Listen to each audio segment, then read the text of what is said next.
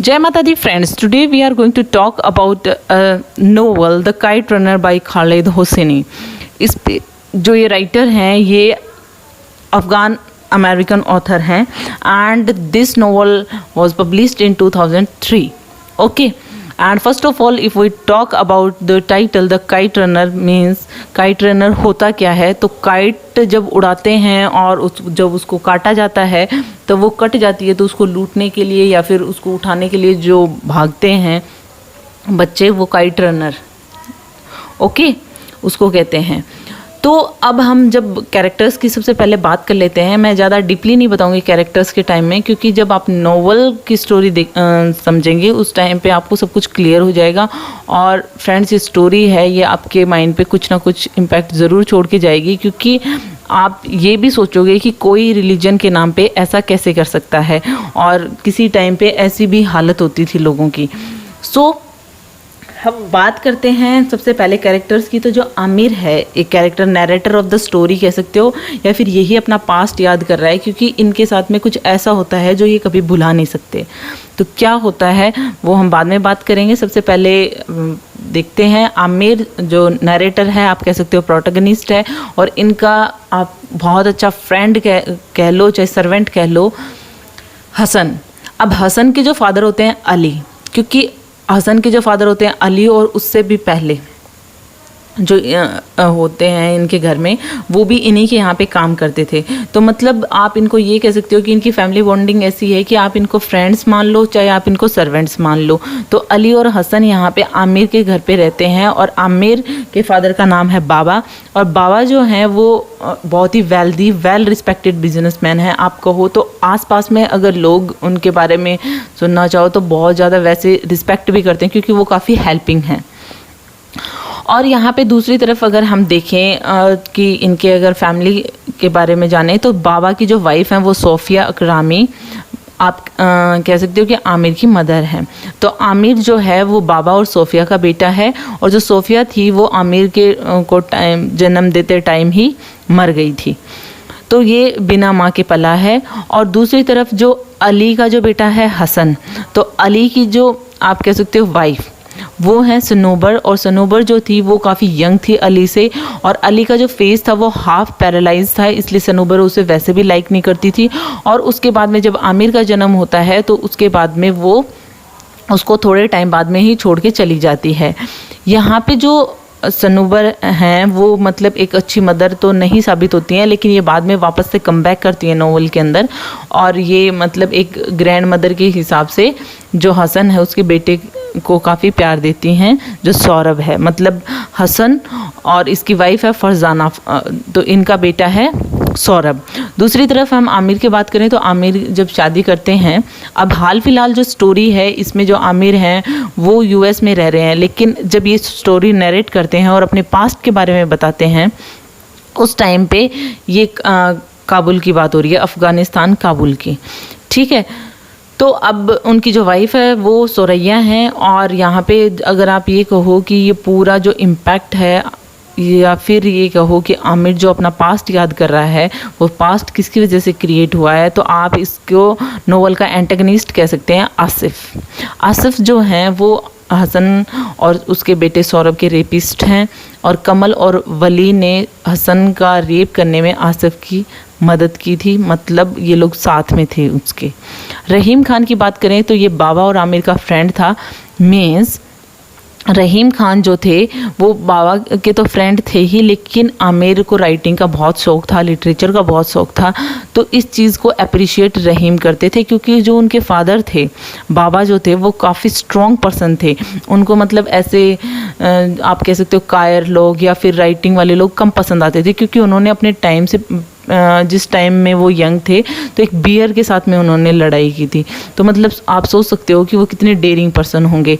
फरीद जो है वो आमिर का ड्राइवर या फ्रेंड कह सकते हो, क्योंकि जब एट लास्ट जब आमिर जो है वो हसन के बेटे सौरभ को लेने के लिए जाता है, तब इसी की टैक्सी में जाता है, तो फरीद उसकी काफ़ी हेल्प करते हैं। और इनका जो भाई होता है वारिद फरीद का, वो भी काफ़ी हेल्प करते हैं, क्योंकि उनके यहाँ पे रात को वो रुकते हैं।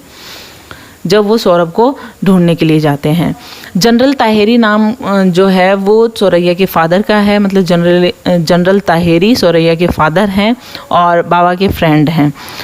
और सोरैया कौन है? जो आमिर की वाइफ हैं। जामिला जो हैं वो इन जनरल ताहेरी की वाइफ हैं और सोरैया की मदर हैं। एट लास्ट शरीफ जो हैं वो सोरैया के अंकल हैं। ये तब हेल्प करते हैं जब ये लोग हसन के बेटे सौरभ को अडॉप्ट करने की बात करते हैं और उसके बाद में वहाँ से मूव करवाना चाहते हैं, वो अपने साथ में यूएस ले जाना चाहते हैं। उस टाइम पे ये काफ़ी हेल्प करते हैं इनकी। So it is all about the characters. अगर हम नोवेल की बात करें फ्रेंड्स, तो नोवेल जैसा कि मैंने बताया स्टार्ट ही यहाँ से होता है कि जो आमिर है वो अपना पास्ट याद कर रहा है। वो पास्ट जो वो कभी भुला नहीं पाया है कि उसका जो फ्रेंड था या फिर आप कह सकते हो सर्वेंट हसन, उसके साथ में क्या हुआ था। तो अभी जो ईयर है 2002 है, लेकिन वो उस इवेंट की बात करेंगे जो 1975 में उसकी लाइफ को चेंज कर दिया था। अब यहाँ पे सबसे पहले इंट्रो करवाऊँ तो आमिर जो हैं वो एक पुश्तन है, एक ऐसे ग्रुप से बिलोंग करते हैं, वहाँ पे मेजॉरिटी है, डोमिनेटिंग ग्रुप से बिलोंग करते हैं। आप कह सकते हो कि सुन्नी मुसलमान हैं। और हसन जो है वो सिया मुसलमान है, एक हज़ारा है जो वहाँ पे मतलब माइनॉरिटी है अफ़गान काबुल में। और उस टाइम पे इन लोगों को मतलब हसन जो थे इनके काफ़ी दुश्मन भी होते हैं उस टाइम पे, क्योंकि सिया को ये जो नोवेल का एंटेगनिस्ट है आसिफ, ये बिल्कुल भी पसंद नहीं करते सिया मुसलमानों को। तो यहाँ पे जो नरेटर हैं, जो आमिर है, वो अपना एक ऐसा इंसिडेंट बताना चाहते हैं जो 26 ईयर्स पहले हुआ था और जिसको आज तक वो भुला नहीं पाए हैं। वो ऐसा क्या इंसिडेंट था? वो इंसिडेंट मतलब ये बहुत अच्छे से रह रहे थे काबुल में, अफ़गानिस्तान में। इनके फादर जैसा कि मैंने बताया बहुत रिच हैं, बहुत हेल्पिंग है लोगों के लिए। तो यहाँ पे उनके साथ में आप जैसा कि मैंने बताया 2 सर्वेंट रहते हैं, अली और उनका बेटा हसन। आप कह सकते हो कि ये इनके हसन इसका बेस्ट फ्रेंड भी कह सकते हो, आमिर का हमेशा साथ में रहता है। और आप ये कह सकते हो कि इतना ज़्यादा लाइक करता है ये उसको कि उसके लिए कुछ भी कर सकता है, मतलब आमिर के लिए कुछ भी कर सकता है हसन जो है। तो इन दोनों में अच्छी बॉन्डिंग है ये आपस में, मतलब इनमें, लेकिन जो डिफरेंस है वो क्लास का है। और दूसरा चीज़ लिटरेसी का भी है, क्योंकि जो हसन है वो इलिटरेट है और कई बार आमिर जो है उसको स्टोरीज़ वगैरह सुनाता है और कई बार मजाक भी बनाता है उसकी इलिटरेसी का। अब यहाँ पे हसन जो है वो हेयर लिप्ड है। अब हेयर लिप्ड की बात करें तो कटा हुआ होठ, कईयों का होता है बीच में से कटा हुआ होठ, तो उस तरीके के मतलब इसका फेस होता है, तो मतलब कुछ ज़्यादा क्यूट नहीं लगता है ये। वैसे बहुत अच्छा बेबी होता है, बच्चा होता है, लेकिन इसके साथ ये प्रॉब्लम होती है बाय बर्थ। तो यहाँ पे जो बाबा होते हैं उसके जैसा कि मैंने बताया क्लोज़ फ्रेंड होते हैं रहीम खान, वो भी वहीं पे आसपास में रहते हैं और काफ़ी इनके साथ में उठना बैठना है उनका। तो एक बार क्या होता है, आमिर और हसन क्या होते हैं, खेल रहे होते हैं। तो उस टाइम पे वो 3 बॉयज़ आते हैं। जैसा कि मैंने बताया कि जो ये पूरा नोवेल है इसमें एंटेगनिस्ट जो है जिसकी वजह से ये ऐसी यादें हुई हैं, ऐसा पास्ट क्रिएट हुआ है कि आमिर कभी भूला नहीं पाता उसको, वो आसिफ, वली और कमाल, ये तीनों होते हैं और ये डराते हैं। सबसे पहले आमिर को डराते हैं, ये ऐसे कहते हैं कि तुम क्या हज़ाराज के साथ में रहते हो, क्यों हसन के साथ में रहते हो। लेकिन हसन यहाँ पे उसकी मदद करता है, आमिर की स्लिंग शॉट से उसको रोकता है, आसिफ को उससे उसको शूट करता है। स्लिंग शॉट मतलब गुलेल, तो उसको ये चलाने का शौक़ है। अब अगर आप बात करो तो हम उस इंसिडेंट की तरफ बढ़ रहे हैं जिस इंसिडेंट को ये याद कर रहा है आमिर। तो स्टोरी जो है वो विंटर्स की तरफ जाती है और यहाँ पे बच्चे काफ़ी काइट फाइटिंग टूर्नामेंट को लाइक करते हैं और उनमें भाग लेते हैं। अब उस टाइम पे बच्चे जो होते हैं वो अपने काइट की जो पतंग की जो डोर होती है उसमें ग्लास वगैरह और ऐसी चीज़ें लगा के मतलब बहुत अच्छा धागा तैयार कर लेते हैं ताकि वो जीत सकें इस टूर्नामेंट में दूसरे की काइट को काट कर। अब यहाँ पे क्या होता है कि जो ये हसन है ये बहुत अच्छा काइट रनर है। अब आमिर को ये टूर्नामेंट जीतना था क्योंकि आमिर को आमिर जो थे, उसके जो फादर थे बाबा, उसको लाइक तो करते थे लेकिन कभी शो नहीं करते थे इतने ज़्यादा। आमिर को ऐसे लगता था वो हसन को ज़्यादा लाइक करते हैं, और उनको ऐसे लगता था कि मेरे फादर के लिए अगर मैं ये टूर्नामेंट जीत गया तो वो बहुत खुश होंगे और मुझे बहुत प्यार देंगे। तो अब आमिर जो था ये टूर्नामेंट जीतना चाहता था और वो जीतता भी है। और उस टाइम पे जब वो टूर्नामेंट हो रहा होता है तो हसन जो है वो उसके साथ में होता है, और जो काइट कट जाती है उसको मतलब एज ए काइट रनर वो वहाँ से उठा के लेके आता है।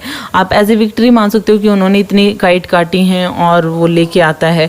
अब साथ ही साथ उसको बहुत अच्छा आइडिया भी होता है हसन को कि ये काइट कटने के साथ साथ में कि कट गई लेकिन कहाँ तक इंसान दौड़ेगा, तो उसको ये आइडिया बहुत अच्छे से लगाना आता था कि ये काइट जब कटेगी तब वो कहाँ जाएगी।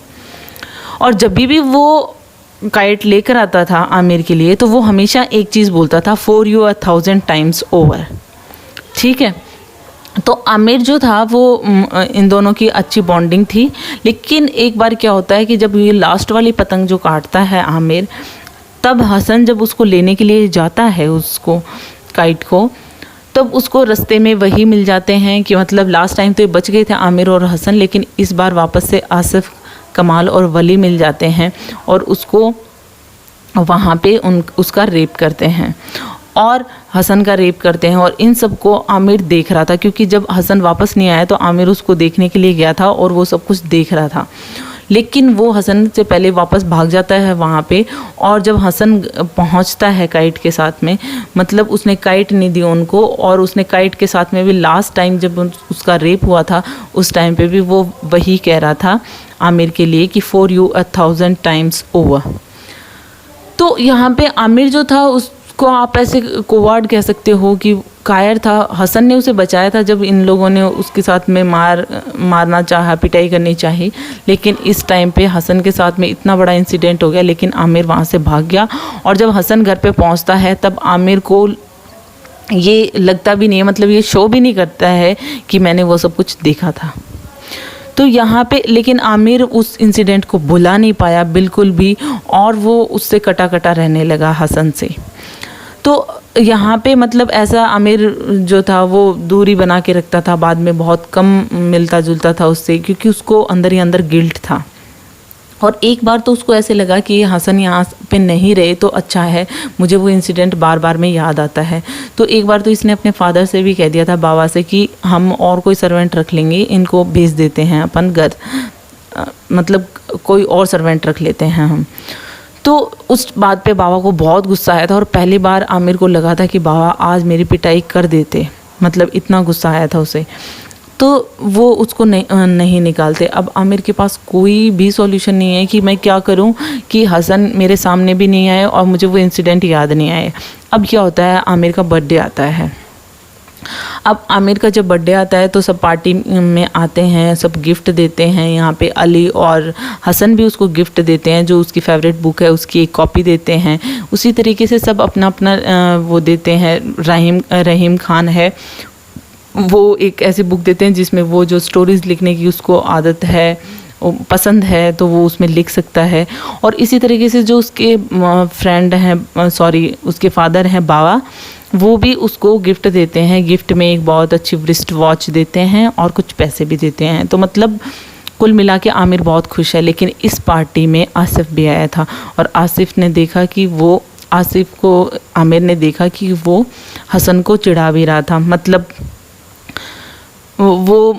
उसको डिफरेंट कुछ रिएक्ट कर रहा था जो हसन को पसंद नहीं आया, और यहाँ पे दूसरी तरफ आमिर को भी पसंद नहीं आया। और उसका गिफ्ट भी कुछ ऐसा ही था कि वो भी उसको पसंद नहीं आया, क्योंकि वो हिटलर को मानता था और उसी की मतलब कॉपी दी थी उसने। तो हिटलर की नेपोटिज्म और इन ऐसी चीज़ों को मानता था। तो आमिर को इस टाइम पे बहुत गुस्सा आया और वो वहाँ से चला गया। लेकिन उसने वो जो इंसिडेंट था वो उसके सामने बता दिया, रहीम खान के सामने। तो रहीम खान को सब कुछ बता दिया, और वो अब भी उस इंसिडेंट को नहीं भुला पाया था। अब वो क्या करना चाहता था कि जब उसको जो वॉच मिली थी, रिस्ट वॉच अपने फादर से, तो उसने वो रिस्ट वॉच हसन के पिल्लो के नीचे रख दी और उसके बाद में उसका गुम होने का नाटक किया। और आमिर के जो फादर थे, आमिर ने अपने फादर से कहा कि इसने, हसन ने मेरी रिस्ट वॉच चुराई है। बाबा को ये सब कुछ बताया और बाबा ने जब पूछा तो हसन ने इस चीज़ को एक्सेप्ट भी कर लिया, जबकि उसने चोरी नहीं की थी, क्योंकि जो आमिर कहता था वो ज़रूर कर लेता था और वो आमिर को कभी भी एम्बैरेस फील नहीं करने देता था। तो जब हसन ने ये कबूल कर लिया कि हाँ मैंने चुराया था लेकिन उसने चोरी नहीं की थी, तो बाबा ने फिर भी उसे माफ़ कर दिया था। लेकिन अब जो अली थे वो इस चीज़ को डाइजेस्ट नहीं कर पाए और जो अली था वो हसन के साथ में उस घर को छोड़ के जाने को तैयार हो गए कि हम यहाँ से चले जाएंगे। अब जो स्टोरी है वो 1981 में जाती है और यहाँ पे बाबा और आमिर हैं, वो यहाँ से वो भी निकल रहे हैं काबुल से। क्यों निकल रहे हैं? क्योंकि यहाँ पे सोवियत्स हैं जो उन्होंने अटैक कर दिया है और सोवियत जो हैं यहाँ से बच के जा रहे हैं सोवियत से। तो यहाँ पे जैसे ही वो भागते हैं तो वहाँ पे ये लोग पाकिस्तान पे पहुँचते हैं। जब पाकिस्तान में ये 2 साल वहाँ पे रहते हैं और फिर बाबा और आमिर दोनों ही कैलिफोर्निया आ जाते हैं, फ्रीमोंट कैलिफोर्निया। और बाबा वहाँ पे एक गैस स्टेशन में काम करते हैं। आमिर उस टाइम पे अपना स्कूलिंग वगैरह जो है वो कंप्लीट करके कॉलेज जाने स्टार्ट हो जाता है। अब बाबा के पास एक ही काम है कि कैसे भी करके आमिर को अच्छे से पढ़ाई लिखाई करवानी है। अब एक बार क्या होता है कि वो बाबा जो हैं वो अपना संडेज़ को जब मार्केट जाते थे, तब संडे को बाबा जो हैं अपने फ्रेंड को, ओल्ड फ्रेंड को, जो अफ़गान में था उसका फ्रेंड, उसको देखते हैं, जनरल ताहिरी नाम के पर्सन को। अब आमिर जो देखता है कि जनरल ताहिरी की जो डॉटर है वो काफ़ी खूबसूरत है, उसको देखता है, सोरैया को। अब क्या होता है, कुछ दिनों बाद में बाबा की तबीयत ख़राब होने लगती है और बाबा को पता चलता है कि उसे लंग कैंसर है। अब आमिर जो है वो अपने बाबा से बात करता है कि मुझे जनरल ताहिरी का मतलब परमिशन चाहिए, आप उनसे बात करो, मैं सोरैया से शादी करना चाहता हूँ। तो आमिर की शादी करवा दी जाती है। उस प्रपोज़ल को जनरल ताहिरी भी एक्सेप्ट कर लेते हैं और वेडिंग हो जाती है। अब बाबा की क्यों हुई इतनी जल्दी? क्योंकि बाबा की हेल्थ बिगड़ रही थी दिन ब दिन और उनके मतलब जब तक वो सही थे या फिर ज़िंदा थे तब तक वो शादी कर देना चाहते थे। उन्होंने शादी कर ली। उसके बाद में बाबा उनकी शादी के 1 महीने बाद ही मर गए। अब आमिर और सोरैया जो थे वो मतलब सही थे, वो अपने स्टोरी राइटिंग वगैरह में और इनमें लिटरेचर में बिज़ी रहते थे आमिर, और उनकी वाइफ भी काफ़ी कोऑपरेटिव थी, अच्छी थी, लेकिन उनके कोई बच्चा नहीं था। अब आमिर को अब क्या है कि कॉल आती है। अब जो प्रेजेंट में जब स्टोरी पहुंचती है तो आमिर को एक कॉल आती है रहीम खान की तरफ से, और रहीम खान ऐसे कहता है कि मैं बीमार हूं और मैं तुमसे मिलना चाहता हूं, मैं पाकिस्तान में हूं। आमिर जो है वो 1 हफ्ते बाद में रहीम से मिलने के लिए जाते हैं और उसके बाद में रहीम के वहाँ पे पहुँचने के बाद में पता चलता है कि सोवियत के मतलब अटैक के बाद में और भी ज़्यादा हालत ख़राब हो गई थी काबुल की, क्योंकि वहाँ पे तालिबान आ गए थे और वो जो रूल कर रहे थे बहुत ज़्यादा वायलेंस के साथ में रूल करना स्टार्ट कर दिया था उन्होंने। और वो इसके साथ साथ में ये भी बताते हैं कि अफ़गान में रहते हुए जो मतलब अब ऐसा कुछ भी हालत नहीं है, अफ़गान की हालत अब बहुत ही ख़राब है। वहाँ पे जो तालिबान हैं वो बहुत वायलेंस के साथ में वहाँ पे रूल कर रहे हैं। साथ ही साथ वो ये भी बताते हैं कि बाबा और आमिर जो हैं, जब से उन्होंने अफ़गान छोड़ा था वहाँ पे रहीम खान जो थे वो उनके घर के को लुक आफ्टर कर रहे थे, वॉच कर रहे थे। उसके बाद में जब रहीम खान उनके घर में रह रहे थे तो वो काफ़ी लोनली फील कर रहे थे। जब वो लोनली फील कर रहे थे तो उनको ऐसे लगा कि मैं अभी एज्ड भी होता जा रहा हूँ दिनों दिन, तो टाइम के साथ में तो वो हसन और को ढूंढने लग जाते हैं, हसन को वापस लाना चाहते हैं। जब वो हसन को ढूंढते हैं तब क्या होता है कि हसन को ढूंढने के बाद में वो उसको पता चलता है कि हसन की जो शादी हो गई है फरजाना नाम की एक लेडी से, और उनके एक बॉय भी है सौरभ नाम का। ये सारी बातें जब आमिर को बताता है रहीम खान, उसके बाद में वो कहता है कि कुछ सालों बाद में रहीम खान जो हैं वो पाकिस्तान में आ जाते हैं मेडिकल ट्रीटमेंट के लिए, जब उनकी तबीयत ख़राब थी। लेकिन उसके बाद में उनको पता चलता है कि काबुल में क्या हुआ था, मतलब काबुल में तालिबान ने बाबा के घर में अटैक कर दिया था और वहाँ पे हसन फरजाना दोनों को ख़त्म कर दिया, और उनका जो बेटा था सौरभ उसको ऑर्फनेज भेज दिया। अब ये सारी बातें उसको कॉल पे पता चलती हैं रहीम खान को। अब रहीम खान ये सारी बातें आमिर को बताता है और वो ये चाहता है कि आमिर जो है वो काबुल जाए और वहाँ से सौरभ को लेकर आए उस ऑर्फनेज से, तो पाकिस्तान लेकर आए। तो यहाँ पे क्या होता है कि आमिर जो है वो सोचता है कि मुझे क्यों भेज रहा है। तो यहाँ पे एक और चीज़ रिवील होती है कि वो ये भी बताता है कि जो वो है उसका भाई है, मतलब हसन जो है वो उसका स्टेप ब्रदर है। अब ये सारी चीज़ें उसको बिल्कुल भी पता नहीं होती हैं। उसको बहुत बुरा लगता है कि ये सब उससे कितना कुछ छुपाया जा रहा था। उसको आमिर को कभी भी नहीं पता था कि ऐसा कुछ है, मतलब हसन जो है वो मेरा हाफ ब्रदर है। तो यहाँ पे जब ये चीज़ पता चलती है तो उसको काफ़ी गुस्सा भी आता है, वो बहुत ज़्यादा सोच में पड़ जाता है। अब यहाँ पे वो जाने के लिए तैयार होता है, मतलब पहले तो वो एग्री नहीं होता है, बाद में वो एग्री होता है कि ठीक है मैं उसको लेके आता हूँ सौरभ को ऑर्फनेज से। लेकिन जब वो वहाँ पे पहुँचता है तो सौरभ वहाँ पे पता चलता है ऑर्फनेज से कि सौरभ वहाँ पे है ही नहीं, क्योंकि जो ऑर्फनेज का जो डायरेक्टर था वो बताता है कि तालिबान के जो ऑफिशियल्स हैं, ऑफिसर्स हैं, वो सौरभ को ले गए 1 महीना पहले। अब आमिर जो था वो किसी भी हालत में उसको ढूंढना चाहता था, शायद वो जो उसको गिल्ट फील हो रहा था उससे कम अप करना चाहता था। तो वो चाहता था कि वो उसको लेकर आए। तब वो उसको जो बताते हैं कि अगर वो चाहता है कि कौन ऑफिशियल उसको लेकर गए हैं, तो वो वहाँ पे गाजी स्टेडियम में सॉकर का जो गेम होने वाला है वहाँ पे वो मिलेंगे। तो वो वहाँ पे जाता है आमिर और वहाँ पे देखता है कि वो वहाँ पे होते हैं वो ऑफिशियल्स और उनसे मिलता है। तो वहाँ पे जो मीटिंग है वो फिक्स होती है ऑफिशियल्स के साथ में, और वो देखता है कि वहाँ पे सौरभ भी है उस वहाँ पे। तो लेकिन जो सौरभ होता है उसकी कंडीशन कुछ ऐसे की हुई होती है कि वो सौरभ जो है कि मस्कारा वगैरह लगाया हुआ है, कुछ सिल्क के कपड़े पहन रखे हैं ब्लू कलर के। तो वो उसको लगता है कि ये किस तरीके का बना रखा है इस बॉय को। और ऑफिशियल के बाद में बात करने के बाद में पता चलता है कि ऑफिशियल और कोई भी नहीं होता है, वो आसिफ ही होता है। और उसको इसलिए कर रखा था ऐसा उसके बेटे सौरभ को, हसन के बेटे सौरभ को, क्योंकि उसको सेक्सुअली अब्यूज़ किया जाता था।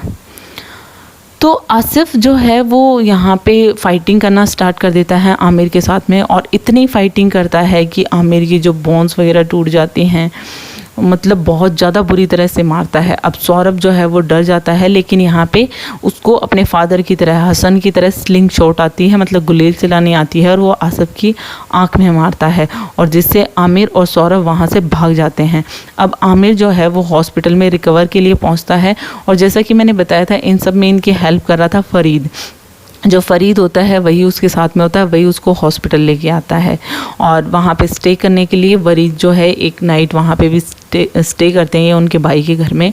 और अब जो है वो आमिर यहाँ से निकलना चाहता है, क्योंकि उसको पता है कि वो नहीं चाहता कि मैं यहाँ पे वापस से तालिबान के हाथ लगूँ। आमिर जो है वो सौरभ से पूछता है कि वो यूएस में रहना चाहता है क्या। सौरभ एक्सेप्ट भी करता है, लेकिन यहाँ पे अब जो बड़ी चीज़ बचती है वो है अडॉप्शन के जो ऑफिशियल कागजात बने वो। तो यहाँ पे जब अडॉप्शन की बात चलती है तब वो ऐसे कहा जाता है कि इस तरीके से तो सौरभ का अडॉप्शन नहीं हो सकता, क्योंकि उसके पेरेंट्स को डैड शो करना पड़ेगा, तो उसके लिए थोड़े दिन तो इसको ऑर्फनेज में रहना ही पड़ेगा। और सौरभ किसी भी कीमत में ऑर्फनेज नहीं जाना चाहता था, क्योंकि उसके साथ जो पहले हुआ था वो उसको रिपीट नहीं करना चाहता। तो अब वो क्या करता है कि वो खुद को मारने की कोशिश करता है, सुसाइड करने की कोशिश करता है सौरभ। और यहाँ पे दूसरी तरफ आमिर और सुरैया ने अपने जो थे अंकल शरीफ, उनकी हेल्प से सॉल्यूशन निकाल लिया था, लेकिन ये सब कुछ सौरभ को नहीं पता था और वो सुसाइड करने की कोशिश करता है और वो बाल बाल बच जाता है। आमिर जब वो सुसाइड करता है उस टाइम पे जब वो हॉस्पिटल लेके जाते हैं उसको, तो आमिर पहली बार इतना प्रे करता है कि कुछ भी हो, ये बच्चा बच जाना चाहिए। और उसके बाद में वो बच भी जाता है और एट लास्ट वो कैलिफोर्निया पहुंच जाते हैं। लेकिन सौरभ के जो इंसिडेंट हो रहे हैं उसके साथ में, पहले भी उसके साथ बचपन से ही कुछ अच्छा नहीं हुआ था और उसके बाद में ये इंसिडेंट हुआ, उसने सुसाइड करने की कोशिश की। अब कैलिफोर्निया में आकर वो बिल्कुल भी किसी से बात नहीं करता, ना खुश रहता है। अब एक बार क्या होता है कि अफ़गान्स जो होते हैं एक पार्क के अंदर काइट फ्लाइंग काइट्स पतंग उड़ा रहे होते हैं। तो आमिर जो है वो सौरभ के लिए एक पतंग लेके आता है और वो काइट को उसी तरीके से उड़ाते हैं और उसके बाद में बैटल करना स्टार्ट करते हैं, मतलब काइट को काटने के लिए। और वहाँ पे वो ये भी बताता है सौरभ को कि तुम्हारे जो फादर थे वो बहुत अच्छे काइट रनर थे और उनकी एक ट्रिक भी मुझे आती है जिससे कि हम पतंग काट सकते हैं। और जब उसने पतंग काटी तो सौरभ के फेस पे बहुत अच्छी एक स्माइल आई और जिससे कि आमिर जो है वो लेने के लिए भागता है वो पतंग कि ताकि वो सौरभ के लिए ला सके, सौरभ को खुश करने के लिए। और जैसे ही वो भागता है इसी के साथ में ही वो शाउट करता है भागते हुए, फॉर यू 1000 टाइम्स ओवर। मतलब जो हसन कहता था, जो लाइन आमिर ने उसके बेटे के लिए कही। और इसी के साथ में ये नोवेल, इसी लाइन के साथ में ये नोवेल ख़त्म होती है। Hope you like it. Story बहुत सैड थी। रिलीजन के नाम पे आप मान सकते हो कि किस तरीके की चीज़ होती है इनके साथ में, इस काइट रनर के साथ में, हसन के साथ में, और वो इंसिडेंट आमिर किस तरीके से नहीं भुला पाया था। So hope you like it. If you like it, please hit the thumbs up button. Please subscribe the channel. Put your views and suggestion in comment box. So thank you.